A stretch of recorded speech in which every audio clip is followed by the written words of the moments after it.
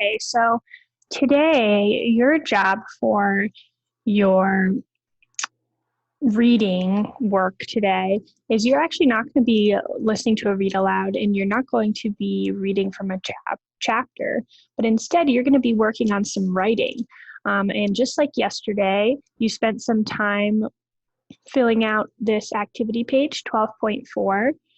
Your work today is actually pretty easy because all you need to do is take the writing that you put down in your graphic organizer and you need to turn it into a paragraph. And the nice thing about graphic organizers is once you put all your thoughts down on paper, it's pretty easy to turn it into a paragraph. But I'm going to show you how, and I'm going to give you some more ideas, and then I'm going to let you get started. So the first thing that I did is I looked at my first box, the box that says opening, who, why, and remember from yesterday that this sentence that I wrote is my topic sentence. That's my main idea of the whole paragraph. And we want to make sure we have a good main idea so people know what we're going to be talking about. And remember, I told you, you don't want to write the same sentence as me, but you can use my sentence frame and you can say, I believe the most successful explorer was blank because blank. So I took my sentence, I put it right here, and I also made sure I put a big title because everybody wants to know what your paragraph is going to be about. And you can use my title if you want. Notice how I made it big and dark, and you don't have to type your paragraph. I actually suggest that you write it down on paper. And then if you decide later, you can type it up, but I'm typing mine up so that you can see it. So I have my topic sentence here, and then I've taken my first sentence from my example 1 box and I moved it down here. And I already wrote that whole sentence in my graphic organizer. For example, Champlain had a dream that he did not give up on. And remember, I told you that you're not supposed to have just 3 sentences for 3 examples, but each example box needs to have 3 details. That's why I put this here. For example, add 3 details. So the rest of my details were not in full sentences. So I have to change these so that they're in full sentences, complete sentences. So this says wanted settlement to be a big city.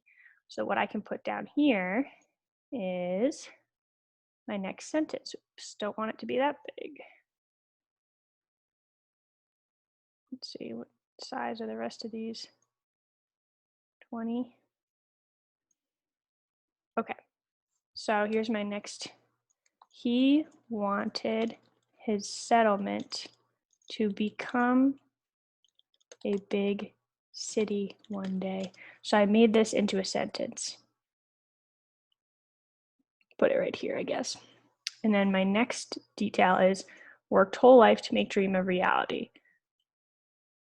We haven't said his name in a while, so I'll put his name again. Samuel de Champlain worked his whole life to make that dream a reality. So now I've turned it into a full sentence that has some more information. Those are my 3 details for my first example, okay? And you don't have to put spaces in between like I did because you're just writing 1 paragraph, but if you want to, you can. That sort of separates your ideas.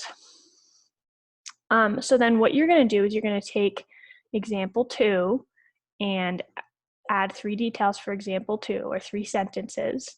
And you can start like I did by saying also, comma, he add 3 details, right? So I'm not going to write my whole paragraph here for you to see, but I do want you to see what I'm doing. I changed my notes from up here and I turned it into a paragraph. The very last thing that you're going to do is take your closing, concluding sentence and put it at the end of your paragraph. So I'm going to just put that here. Here we go. So work on writing your paragraph today. Make sure you show it to a parent or somebody so that they can check your spelling and they can check to make sure you wrote full sentences. And I would love to see a picture of your final paragraph when you're done today. It's not going to be graded, but it is really important that we work on this. So I'd love to see everybody's work. Okay, good luck.